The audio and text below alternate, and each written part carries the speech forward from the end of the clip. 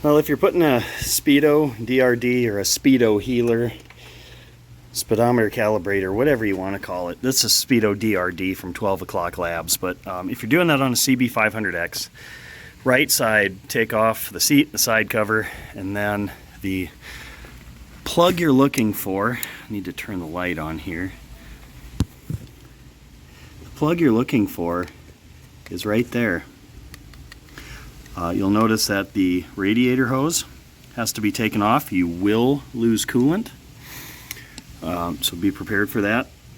I don't see any way to access this plug and get all this plugged in without taking that hose loose. So I'm using some O-ring tools to push the tab down on that, and then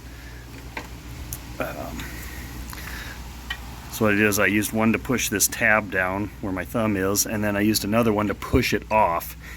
I think I'm going to have to use needle nose pliers and do this like surgical style to get the Speedo DRD plugged in between those two, but that is the sensor you're looking for.